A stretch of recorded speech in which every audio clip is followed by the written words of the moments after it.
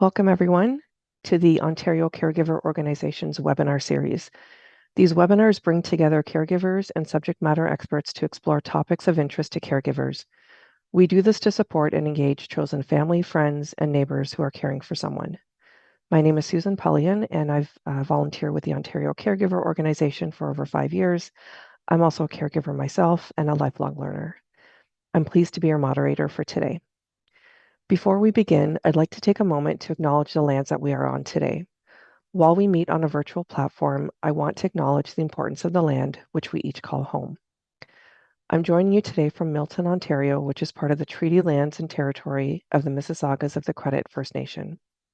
If you'd like to learn more about the lands that you're joining from, you can learn more at native-land.ca. Our webinar today is on boundary setting, supporting caregiver emotions and well-being. As a caregiver, it can feel impossible to say no to yet another task, but it's important to identify ways to set boundaries so that you can support your own emotional well-being too. Our speaker today, Stephanie Muskat, will be sharing insights, practical tips, tools, and takeaways to offer to you. Stephanie is an award-winning registered clinical social worker and psychotherapist. Prior to transitioning to private practice full-time, Stephanie worked in acute care and mental health research at several major hospitals in the Greater Toronto Area in Ontario. Her work is primarily focused on caregivers and the people they care for. Stephanie has been featured on numerous television networks and radio stations, including CTV, CP24, and CBC Radio. And she presents regularly on caregiver mental health. She has acted as a primary caregiver to several family members and brings her personal experiences to her work. Stephanie also sits on several committees and advocacy groups aimed at raising awareness and change for caregivers, including Caregivers Can, with the Canadian Centre for Caregiving Excellence, and the Caregiver-Centered Care Physician Advisory Network. I'm very pleased to welcome Stephanie today. And Stephanie, feel free to join, and I will be happy to pass the mic over to you. Thank you. Thank you, everyone. It's such a pleasure to be here, and thank you so much, Susan. Today, we're talking about one of my favorite topics, which is boundary setting. And as Susan said, I've been a caregiver myself, and I've worked with so many caregivers, and this is one topic that comes up over and over again for others, but also came up in my own life as a caregiver. I didn't know what boundaries were. I didn't know that boundaries were possible. And once I learned more about them and what was possible, it really changed my life. So today we're going to be talking about what exactly boundaries are, because there's such a wide definition of boundaries. We're going to be talking about where to even start in your own life when it comes to boundaries. We're going to be talking about some of the concerns that can result from boundary setting, because some things can come up that can deter people from setting boundaries or can make you want to lose the boundary altogether. And we're going to be talking about how to start boundary setting. And I'm going to give you some case examples at the end as well, if we have time. So we have a lot going on today. And I know we'll have a Q&A at the end where you can ask additional questions and concerns. And if you have any questions after this, I'm sure that we can be there to address those concerns as well. So what do we mean by boundaries? There are a lot of different definitions for what boundaries are, and a lot of them consist of this big concrete wall that we put up that can never change and can never be walked through, and that's the way it is forever. And really, I want you to start thinking about boundaries for the purpose of this webinar as a limit, something that you have purposely established in your life because you think that without it, you're going to struggle. You're not going to be able to function the way that you want to. You're not going to be able to continue the way that you want to. And it's not just a boundary when it comes to caregiving and everything that you're involved in from your caregiving day to day. It also has to do with limits that you're setting for yourself for your own health and your own life. So it can also be boundaries in terms of the nutrition, what food you're putting in your body or what you decide not to consume. It can have to do with physical activity and exercise and how you decide what your limits are in terms of what you're not doing or what you need to do. And the same is true for the boundaries in our caregiving. How much we decide to put in, what our limits are in terms of what we're not willing to do, because if we continue to do all that we're doing, we're not going to function and survive. And I will talk more about that later. Also, boundaries in terms of what we're doing outside of our caregiving. How are we spending our time? Because caregiving isn't just this own individual space in our lives, it is the entire picture. It is who we are, and it takes up so much of what we do. And so, what comes outside of caregiving is just as important. I talk to a lot of caregivers, and many say to me, well, you know what? I'll deal with everything once the caregiving is over, and we're just going to focus on the caregiving for now. And for a lot of people, caregiving is not this quick sprint, it is a long-term thing that we are dealing with. And so we have to also think about what is going on outside of the caregiving, and that's really important too. Boundaries have to do with who we're interacting with and how we're interacting with people. And so, as you can see, it is a very big scope and not just this brick wall that we are putting up. So, let's think of it as limits. These limits also can be fluctuating, they can change over time, and they are not static.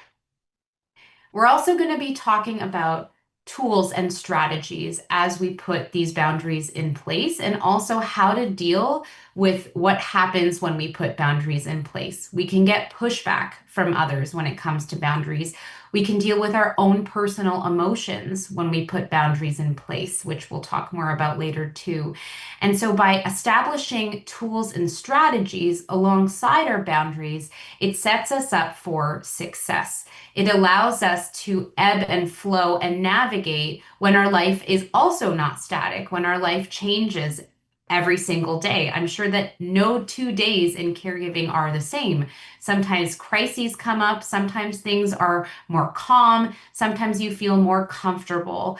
And so, as we are going through our day to day and things are fluctuating and changing, we also need our tools and strategies to manage these fluctuation and changes in the limits that we are putting forward.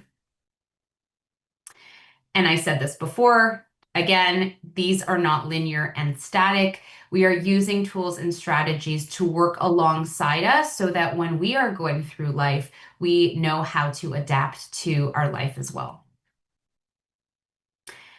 So, how do we know when to start? We've all heard of this concept of boundaries and limits, but what do we even do? It can feel so overwhelming to us. And we're going to break it down today because starting with the big picture will never actually yield a positive result. We have to go slowly and take it step by step.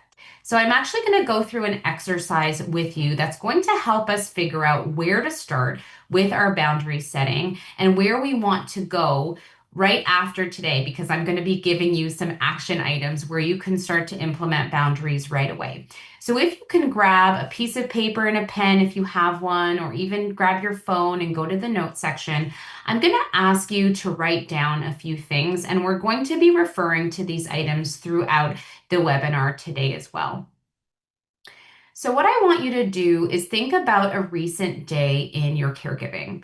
What were you involved in when it came to the person you care for? And I want you to include everything: phone calls, texts, appointments, driving, liaising, advocating, everything that came your way in that day.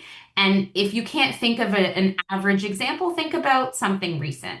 And I'm going to give you a few minutes just to jot this down. Don't feel pressure to get everything out there. You can think about this later as well.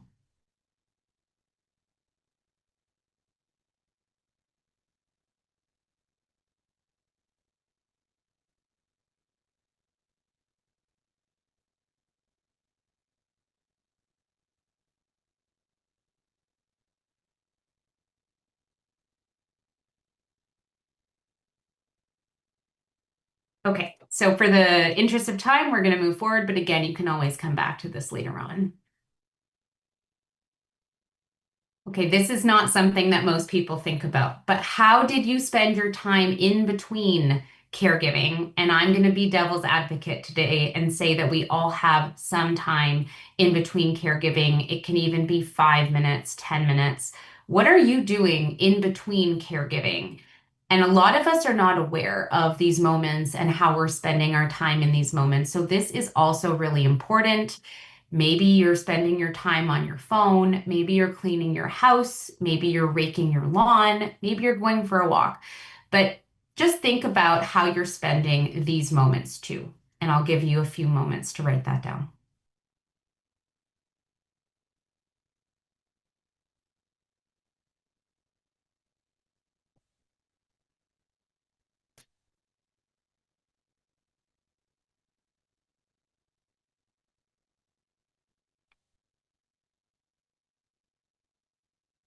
Okay. So now I want you to take a look at everything that you wrote down. And I want you to think about, did you need to be involved in everything that you did? Not do you want to be involved in everything that you did, but did you have to be involved in everything that you did, theoretically? Did you need to do everything that you did in that exact moment? Like if you got phone calls from a family member or text messages from a family member that seemed urgent but you knew maybe weren't, did you have to attend to those immediately? Could you have possibly said no, even if you feel like you couldn't have said no? Could you have possibly said no, or delayed anything, or tapped into any external resources or supports that maybe you didn't in that moment? If you feel like there is something there that fits one of these categories, no, I could have delayed it. Maybe I didn't have to be involved. Even if you feel like there's nobody else to get involved, that doesn't matter right now. I just want you to think about the things that maybe you didn't have to do yourself. And I want you to put a check mark beside those items. So just reflect on those because we are going to be referring to this later on as well.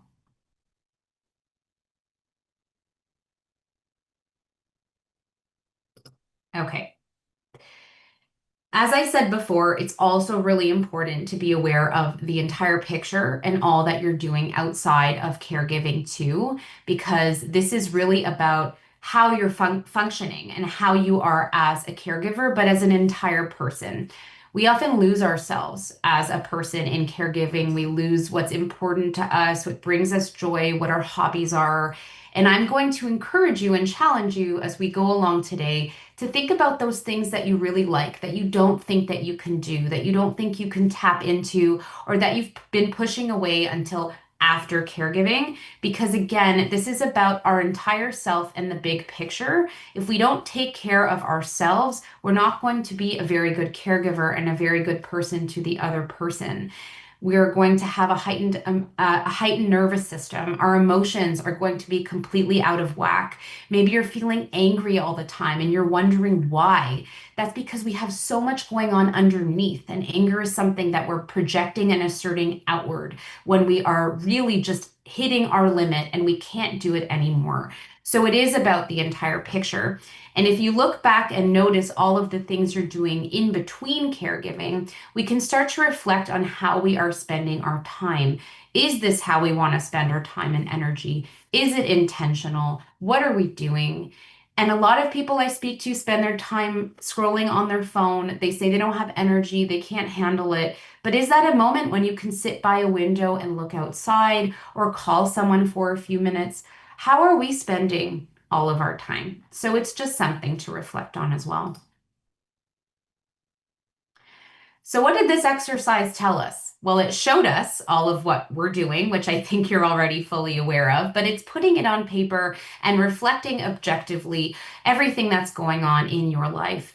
It's also starting to show us that even though we are doing all of these things, is there something that I can pull away from or push back from or put in place so that I am not doing it all? Because frankly, you can't do it all. It's impossible. And people will say to me, well, I have no choice. I have to. And I completely understand that. And we will talk more about that later on.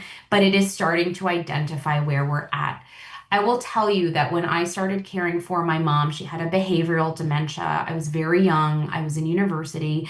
She was calling me something like 7 times an hour. And I was also getting calls from my grandmother around 7 times an hour. And you can understand that this was not sustainable. And so while I felt like I had to answer all of these phone calls and that I had no choice because there was nobody else, I had to learn to establish boundaries and to say no, even though there were feelings and emotions and other things coming up because I was not surviving. So there is a difference between things that we feel we have to do and things that we don't think are sustainable long term. I'm going to tell you about my cup analogy. And this is probably different than a cup analogy that you've heard of in the past, where you want to add to your cup so that you can add to, your joy and your day. This is different. I'm talking about adding to your cup as being something that is adding stress to your life.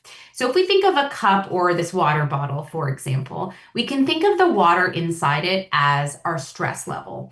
And what we want to try to do regularly is keep this water level more or less down, right? It's not going to be perfect. As I said, nothing is static, nothing is linear. Everything goes up and down, everything changes.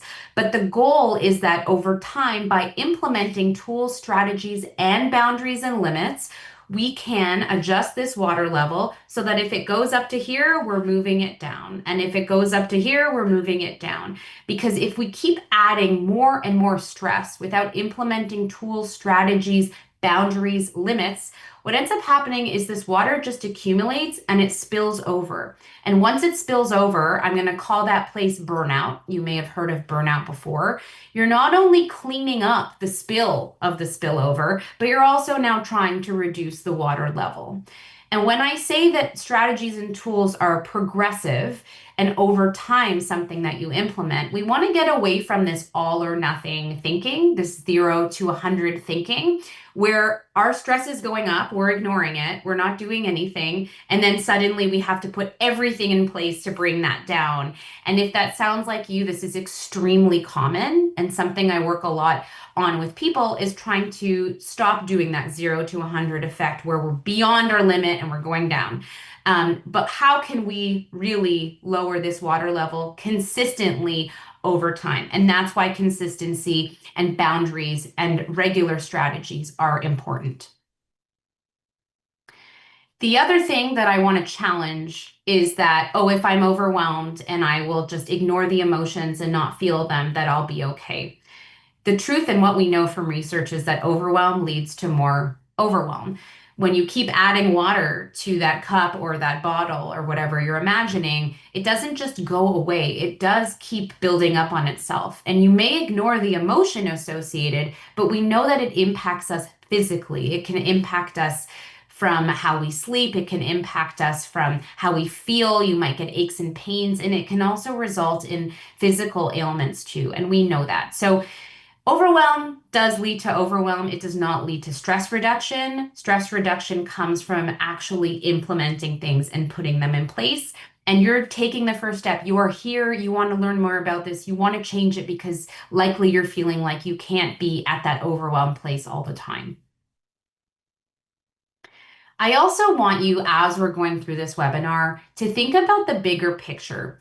As caregivers, we usually think about our little microcosm. It's the caregiver, the person that we're caring for, maybe some family members or friends around us, our immediate physician. But what I want you to think about as we're talking about boundaries and limits is who is in our bigger circle? Is there a neighbor down the street you're not thinking about? Is there a pharmacist across the city? Is there a social media Facebook group that we're not thinking about? Because these are all different things that we're going to utilize as our tools and strategies when we are implementing our boundaries. And thinking outside of the box is one of those things. There are a lot of resources and things that we're not tapping into regularly that we feel we have to assert that we probably don't know about. And the OCO is one place where if you're feeling like you need additional supports and you don't know what those supports are, they can also help so that you can put your boundaries and limits in place.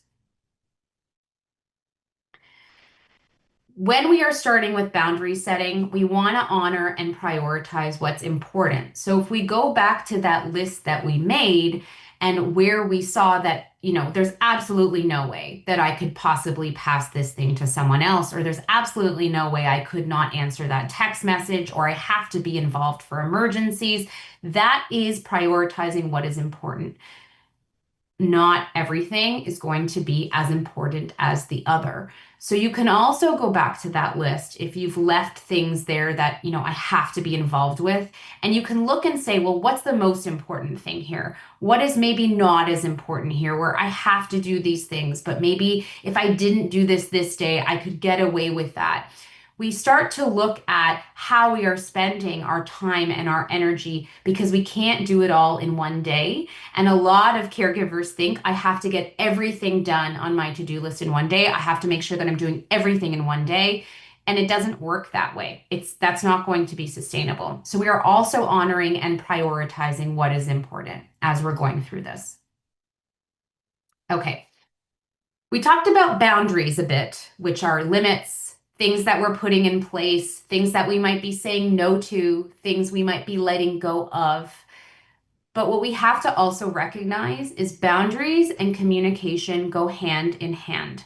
If we just go out there and say, you know what, I'm gonna put a boundary up today. I've decided that I no longer want to be the main person that is answering our GP's phone calls anymore because it's too much. I'm getting them all the time, and I've decided that my sister is going to be the one to do that. And we just stop answering the phone calls from the GP's office so that they go to your sister. Without communication, that's not going to look very good. There's going to be a lot of pushback. There's going to be a lot of confusion. There's going to be a lot of emotion that you don't want to deal with. And a lot of the reason people give up boundaries to begin with is because they're not properly laid out, they're not properly communicated, and also the emotions that come as a result of establishing the boundaries. And we're going to be talking about all of that too. But it's really, really important that we recognize boundaries and boundaries and communication go hand in hand.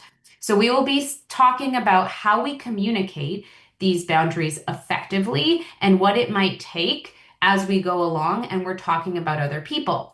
So if I go back to that scenario where I was getting 7 phone calls an hour from my mom and my grandmother, I had to be very intentional and communicate. My mom had a dementia, so it was much harder with her, but I did want to communicate with her. I can't answer 7 calls an hour. So I may answer 1 call an hour, or I might answer 1 call every few hours to make sure everything is okay. But I am communicating that I cannot possibly answer that many phone calls. I'm in the middle of studying for exams, and then I'm in the middle of classes, and I just can't sustain that level. It doesn't mean that they're going to be happy about it. It doesn't mean that they're going to say, okay, great, that's wonderful. You will probably get pushback because boundaries inherently come with pushback, but communication is key.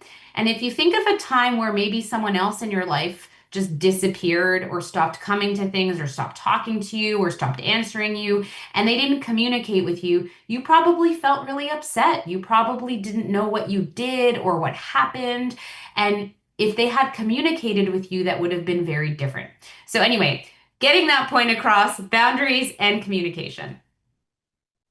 So, how do we communicate with the people who need me? I'm going to split these up into 2 categories. One category is going to be people in your personal life, and one category is going to be people in the workplace. Now, if you're not working, you don't have to listen to that part, but a lot of us are, and that's really important because communication also has to happen in the workplace.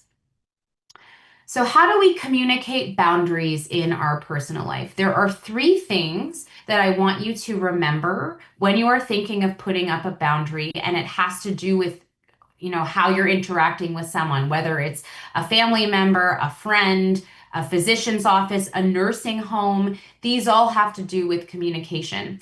The first thing is making I statements. So we're making this about you. We're not blaming others and making it about others. So saying things like, I'm in a very overwhelming time right now. It is very hard for me right now to do X, Y, and Z. I'm struggling right now.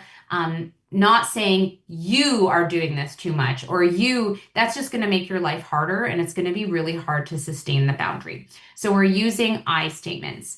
The other point I want you to remember is that when we are communicating, we are not doing it in this heightened place of stress because you're going to say things you don't mean. Maybe you're going to try to communicate a boundary that you don't actually have the intention of communicating. So, the second thing that I want to get across is that we are trying to communicate at points of low stress after maybe some situation has happened where you're able to just call someone up or send an email or send a text message and say, "Hi, here's the situation, here's where we're at." People are also not going to take you as seriously if you're at a place of high stress because they just think to themselves, well, they're just overwhelmed. They don't actually mean this. So, doing this at a place of calm is really, really important. And the third thing that I want you to remember is that these things are not static. Once again, I think that's going to be a theme over time. Just because you put a boundary in doesn't mean that it's ongoing and all the time. You may be in a place where these things are completely fine, but right now that's not where you're at. So when you are communicating, it's about telling people that this may not be forever. This may not be the end all be all. This is where I am at today. And that usually makes people feel better. Depending how you feel and what your relationship is like with the other person, if there's a close family member, for example, and they're feeling like, oh, if you put this boundary up, you don't care about me, you can let them know, I still care about you. Again, this is about me and where I'm at. But again, it depends what your relationship is like and where you're at. But those are the primary tips that I would use.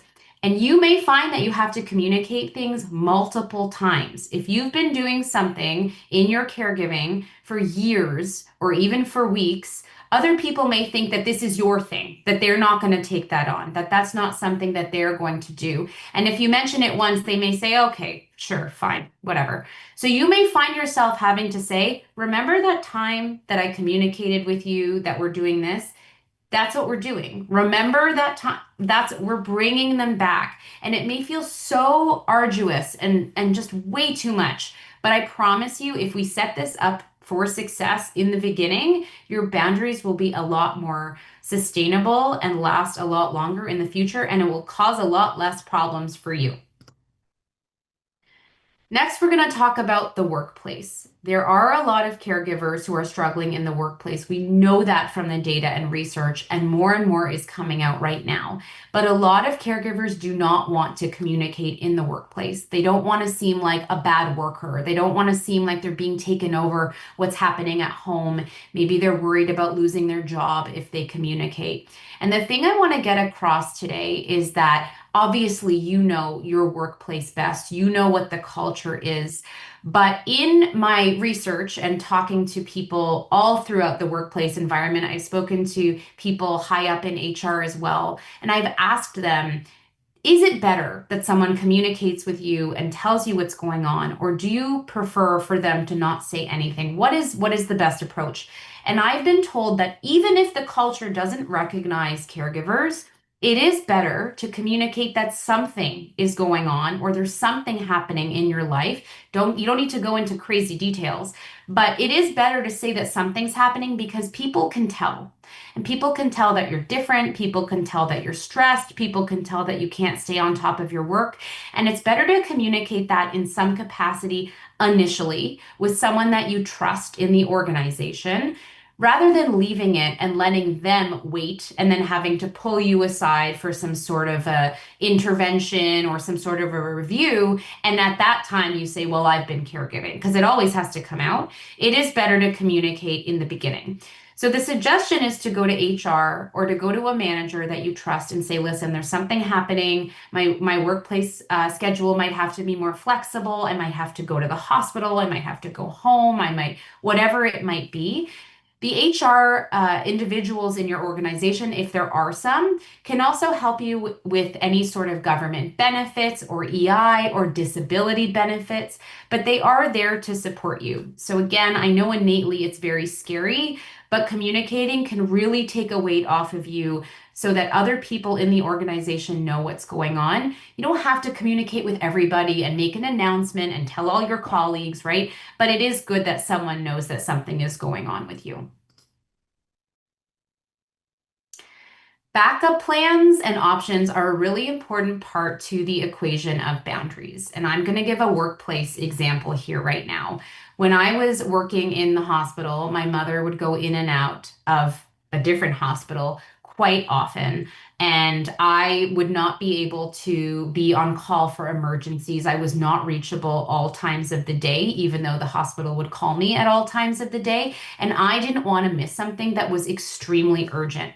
So I needed a backup plan and a backup option. So if you know that you're not going to be available between certain hours of the day, or you know that if there's going to be an emergency, you may not be contactable, to lower your anxiety levels and lower your stress levels and reduce the chances of you staring at your phone all day, because if you're a caregiver, you probably have been in a situation where you're staring at your phone and every phone call you get, you're panicking and your nervous system is jolted.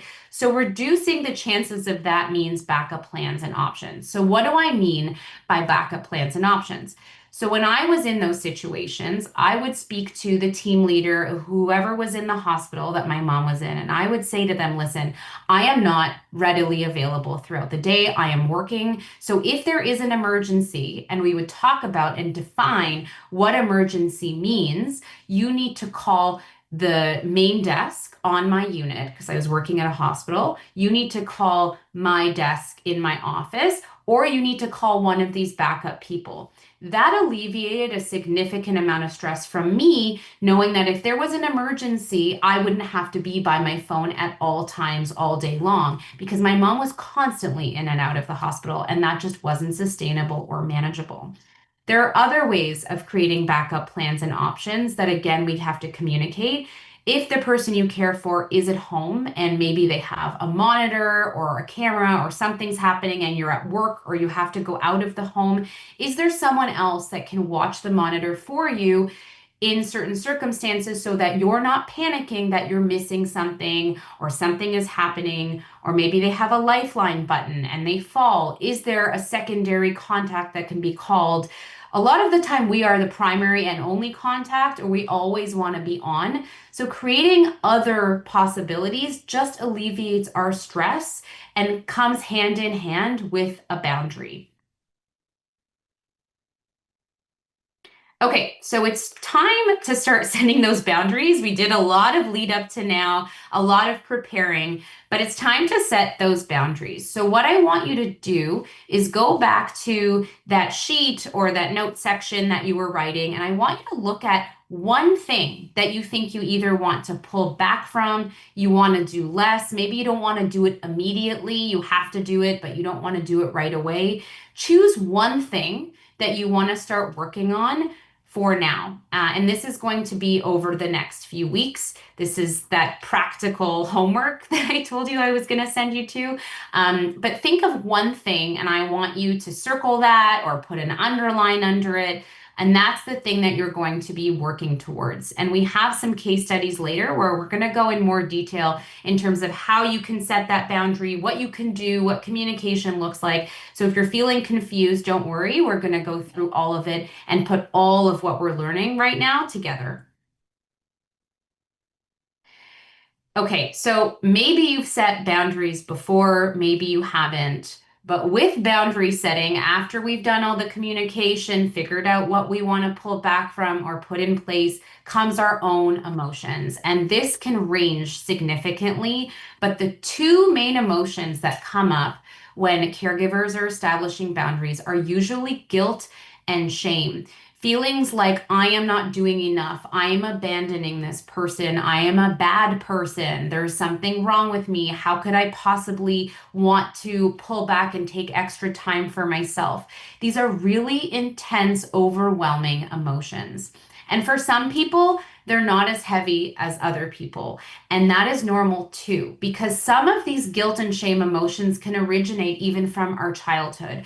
They can originate from what we were told growing up. And sometimes that can make them stronger. But I will tell you that guilt and shame is like across the board what caregivers experience when they put in boundaries. So, what can we do about this guilt and shame that comes up so we're not abandoning everything that we did, because they are so hard and heavy to hold as we are going through this process? And we just want to forget about it and say, you know what? I don't want to sit with these emotions. It is too difficult. I would rather just not have the boundary in place. So, one strategy that can work is by thinking of this guilt and shame as these thoughts that are external to us. We have our thoughts, and then these are intruding thoughts that come in that mean a lot to us because we are caring, compassionate, kind people, but they are not us. So, when that guilt and shame comes in, can we name it? This is guilt. This is shame. I see it. It's coming in right now. I know what this is. I'm going to acknowledge what this is, and I'm still going to continue to do what I need to do because I know that I have to do this for me.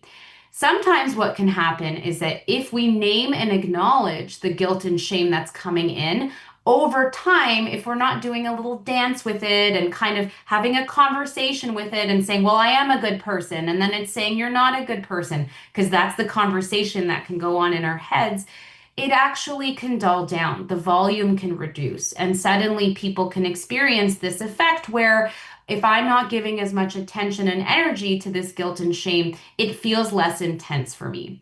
But there are situations where a lot of people are feeling too overwhelmed by the guilt and shame. And at this point is specifically when I would reach out to someone, whether it's a support group, whether it's a Facebook group, whether you're going somewhere to find other caregivers who have been through similar experiences, to know that you're not alone and that other people have gone through this too. And you can even talk to them and say, hey, are you experiencing this guilt? Because I'm experiencing this guilt. And it can help you go along the path. This is also when a lot of people might reach out to professional support, so a professional therapist or a family doctor or someone to say, you know what, it's just, I'm having these thoughts. They're really hard, they're really debilitating. I don't know what to do with them, and it's really making it hard for me to carry on in this. What can I do? There's no shame in needing support, but it is at this point where a lot of people will say, I give up or I can't do this anymore. So if you are feeling like you need that extra help, there is nothing wrong with that. Seeking support is actually something that comes from strength, not weakness. And so if this is the point, and I'm saying this a lot because this is the point when a lot of people come to us, there is nothing wrong with you. This is completely normal, but just know to expect and anticipate this and don't be surprised if it comes up for you. So, what if we're going through all of this? We're identifying the guilt and shame, we've communicated, and we are feeling really anxious and overwhelmed, and we don't feel like we can continue with these boundaries, and it's too much for us, and we have all of these feelings. So, here are some really quick, what I call calm hacks that we can use in the moment. This also can be true if you're communicating with someone and they're making you really mad and saying, you can't do that, you're a horrible daughter, or you're a horrible person, or whatever. Here are some really good hacks to calm us down in the moment so that we can level out our nervous system. So the first one is essential oils. And what I mean by this is getting a bottle of essential oils. I have one here to show you. And just smelling it, if you're sensitive to scents, don't do this, but just the act of breathing in calms our nervous system. It forces us to take a deep breath in and a deep breath out. And the scent of this essential oil can also be associated with calm by our bodies. So when we are bringing it and smelling it, we automatically feel this feeling of calm. The use of cold water and ice is excellent. It can really just jolt our nervous system wherever we're at and calm us in place. So some people will literally just splash cold water on their face or put an ice pack on their face. This sounds ridiculous, but some people put their head in a freezer because that act just really stops us in our tracks and calms our nervous system down when we don't feel like we can handle it anymore. There are stress and squishy balls or toys like this that are available in so many places, and these are great because they just allow us to get our tension and our stress out and focus on something that's tangible. This kind of feels fun in my hand too. And then there's something called box breathing, where we are taking breaths and imagining that we are following a box. So if I'm imagining a box, I'm breathing in for 3, the side of the box, breathing out for 3, the top of the box, breathing in for 3 at the side of the box, and breathing out for 3 at the bottom. There's different ways of doing this and different amounts of counts for breathing, but that is called box breathing. So all of these are things that you can think about and remember, and you will get some of these slides. So this is one that I would refer to for sure. And I want to get this idea across. As caregivers, we often put ourselves back. We often care for other people first. But this notion that I care for myself first, because if we don't care for ourselves first, we're not good to anybody else. We cannot provide the care and support that other people so badly need from us and that we want to provide. But if we're on the ground in a fetal position and we're not able to function and we're so overwhelmed, how can we provide care to someone else? It's not sustainable. And that's why I name all of these things, because it's a shift in an approach that is not innate for so many caregivers. Caregivers go into caregiving not thinking that this is going to be a long-term thing. They think that let me go all in and I really want to just do everything possible. And then we see that that is just not sustainable and that's not a possible outcome in the long term. So we are getting to some case studies now, and this is going to put everything together that we just learned. So thank you for your patience up until this point and the slews of information I just put across to you. And if this is too much to read, I'm going to read it out to you anyway. So this is about Cynthia.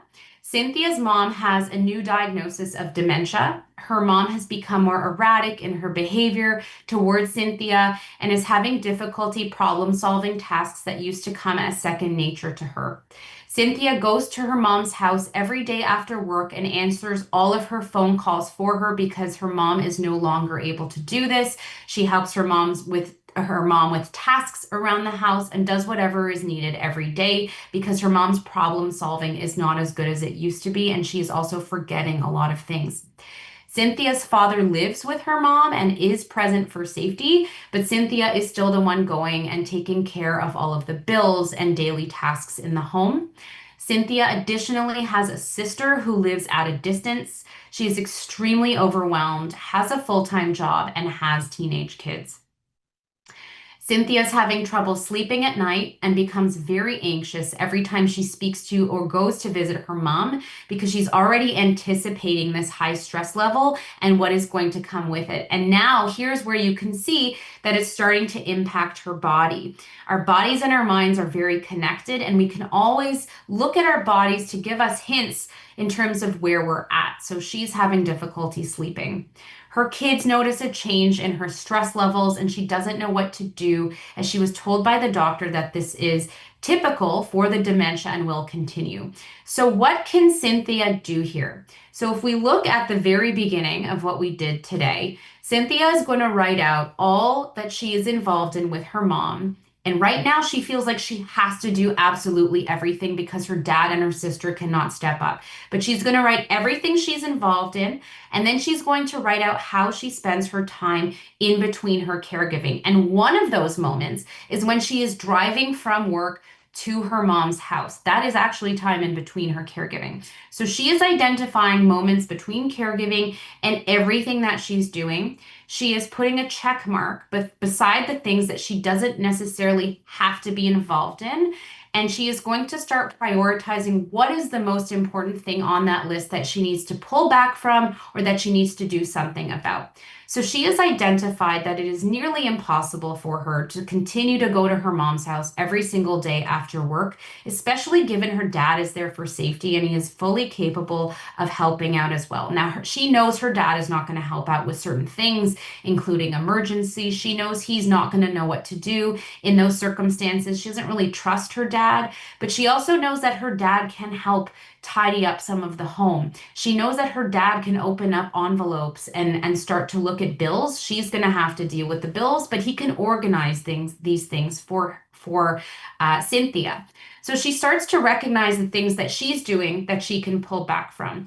And she makes a decision to sit down with her dad, even though he's very unhappy about it, and communicate that these are the things she's going to start to do. Dad, I cannot possibly do all of these things anymore because it is hard for me. I am going through a hard time. I have work. I have the kids. Again, I statements. This may not be forever. I don't know what's happening, right? We're positioning it as I only know what's happening right now. But for now, I know that this isn't going to work for me. And she is doing this in a calm moment, not when she's heightened. She does get pushback from her father. Her father tells her, "You're the daughter. You should be doing this. I don't know what to do." And she continues to communicate, "Dad, I cannot." So they come up with a schedule where she starts to go 4 times a week, not every single day, so that she can pull back and focus more on her kids and focus more on what her needs are. Now, of course, this isn't going to be realistic for every single person's schedule and every single person's circumstances. Sometimes there's nobody else at home, but this is just this example to show you how this would happen. Now, as things go along, she might start to realize that dad's not getting involved and she might have a few conversations, but she's still asserting what her boundary and her limit is, which is, "I can't do all of these things." So she starts to notice a reduction in her stress and also starts to notice that she's not having that heightened, freaked out feeling every time she goes to see her mom. She actually wants to enjoy being with her mom sometimes, not every time, but sometimes. And so this is how Cynthia is starting to establish her boundaries. She also recognizes that that time in the car she has, she can listen to some music or she can listen to a podcast that she likes, because right now she's just been driving and calling different places and being frantic. So she's using those moments purposely because this is about the bigger picture. So this is our last case study, and we have Bill. And Bill started to realize that his sister, who he was very close to, is acting differently. He noticed changes in her mood. She was pulling away from him and not wanting to spend time with him. Bill was beyond grief-stricken as his sister was everything to him, and they typically spoke every day about their life and their problems. As time progressed, he learned his sister was diagnosed with major depression, and he took it upon himself to take over tasks and doctor's appointments, but eventually he felt he could not do it anymore or do it all anymore, yet his sister needed his help. Bill was torn up, not being able to help her, and he was sad about not being able to speak with her every day like they used to and seeing her functioning decline. He felt really badly engaging in tasks he liked because his sister could not do it with him, and he started to yell at people around him and was short with colleagues at work. He was experiencing fatigue and physical pain. So, how could Bill identify what was going on and take a hold of his own self here? So, again, some of the first signs are physical. That's how they manifest in our body. If we don't know or not familiar with emotions that come up, he can see that he's feeling fatigued. He's having physical pain. He doesn't feel like himself. So something is different and he's feeling really low. He's feeling really different. The other thing that we know is that Bill is yelling and he's getting angry at everyone, and that's really not according to his normal personality and what he would typically do. His emotions are rising on the inside. He's experiencing a lot of things here. He has grief over his sister because of the loss he's experiencing. He has a lot of anxiety about the future and what's going to happen. He is seeing so much shift and change that is beyond and out of his control, and he wants to be able to control everything, but he can't. So he decides to talk to some of his neighbors and some of his sister's neighbors and say, "Listen, I can't possibly do every single thing. Can you check on my sister sometimes? If you're walking by, is it possible to just ring the doorbell or give her a call or send her a text so that I know that she's okay and I don't need to show up all the time? Is there something else that you can assist with?" He noticed that there's a neighbor down the street from his sister that wants to rake the sister's lawn because the neighbor wants to make some money at school, a teenage neighbor. So he finds other resources and strategies outside. Bill is the only family member, so he still needs to be involved with the phone calls and the day to day, but he really needs to pull back from everything outside of that because it is just too much for him. And he needs to focus on the emotions that he's dealing with too. Like I mentioned, that grief, that loss, that adjustment. So he's recognizing what he can pull back from and what he has to stay involved in here. And just by looking outside of that small circle that I talked about and the larger scope, he identifies more places that he can seek support for his sister. Okay, again, a lot of information here, but if you have any further questions, you can always contact me or my team. Here's some information about us. And now we are going to a Q&A. Thank you so much, Stephanie. The chat was very, very busy. Lot of information. I will say I even chimed in myself as a caregiver. A lot of this resonates for me quite a bit.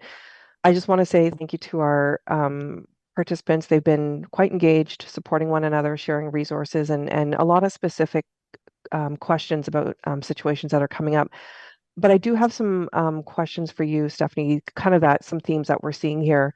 Um, what if the caregiver supporting, their loved one, there really are no other supports. So you've mentioned friends, neighbors. Yeah. What if it's a really small family circle, and what do you do in those situations? And external resources are paid, and you don't necessarily have the finances. What do you do in the situation where you feel like you're the only person that is available? Yeah, and that's a really good question. And frankly, that was something that I was experiencing as well. Yeah. And so, again, we may be the only person, but we still can't possibly do every single thing. So, as you said, a lot of resources are paid. I know there are unpaid resources, they're few and far between, and they're hard to get into. But even if you can pitch into something out there, it's not going to do everything for you. But that's why I talked about support groups or Facebook groups or something that can just support you through the process so you're not feeling completely alone and isolated. It really helps you get along. I do identify there are people in rural areas who don't have access to a lot of even private supports, or people aren't coming, or hours are limited. And so I know that's the case.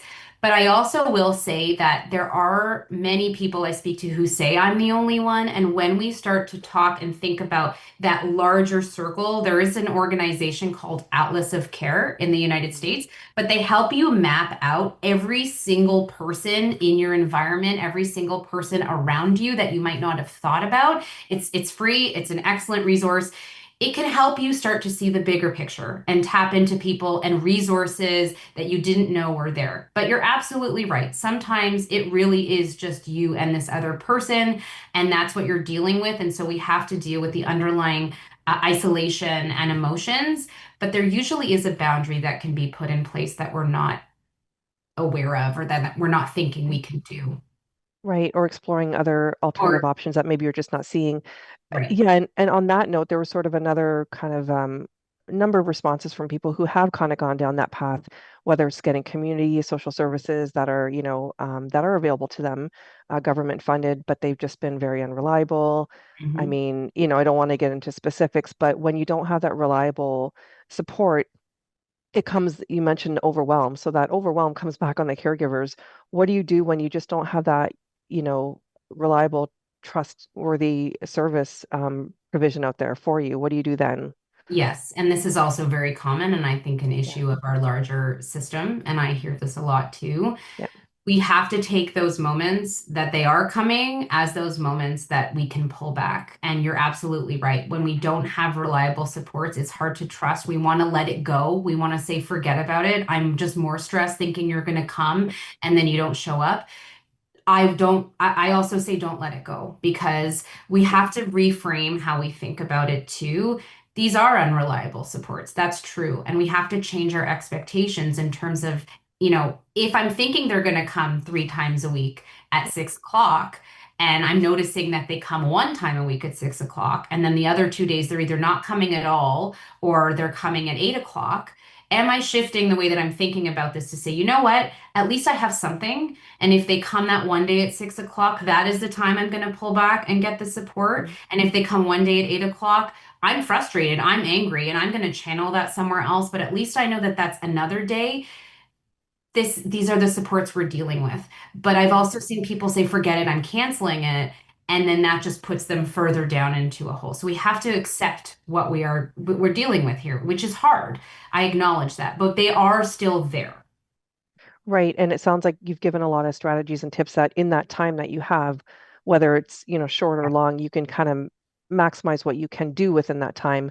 And I don't want to go back to the negative side, but again, the other scenario that's been coming up in the chat is having a lot of aging parents have been identified as being very resistant to care, whether it's a cultural thing, whether it is just not a good match, whether it's, only trusting a certain family member. So even when supports are there, paid or unpaid, they're not open to having that care. How do you manage boundaries in that situation? Because it does fall back on you then. Yes, and that's also common. This is a very specific scenario issue Hmm. because there are things we Yeah. can do to navigate that, and it depends on the diagnosis and the presentation of the parent and the culture and the background and what's going on. There are definitely ways to navigate it, but it is hard for me to say specifically, oh, use this strategy and it's one size fits all, because as Okay. you just identified, there's so many different reasons. But this revolving hiring and firing of the care recipient is something I hear a lot. It is possible to work through it, but I am hesitant to give a one size fits all, but No, maybe that's I fair. can look up some resources or where people can get started with something like this, so that maybe they can see how other people have approached it. And one of those would be community Facebook groups. There are people who talk about this thing Yes. all the time. So there are caregiver community groups where people will say, oh my gosh, my aging parent is refusing anything and they want me there all the time and they fired everybody. What have you done? There are strategies to deal with this, though. No, and I can appreciate it's a specific situation. It seemed to come up, and I know there's been some resources shared. So anything else that you Right. can suggest, Yeah. definitely it seems to be coming up with this group. And then I know we're getting close to time, but one of the things, I want to get to more of the tangible strategies too, because I think, it's important to remember, and people are chiming in as well, remembering to take time. And back to the phone calls. I mean, I think this started the whole conversation is like, how do we tell that person we're just not available 24/7? Like, I mean, maybe just a reminder, refresher to our participants, like what can you do to give yourself that permission? What can you do to not be on call 24/7? So there's two parts to that. One is the guilt and shame that we may feel from ourselves. One is the comments and criticism we may get from others, and that plays into it.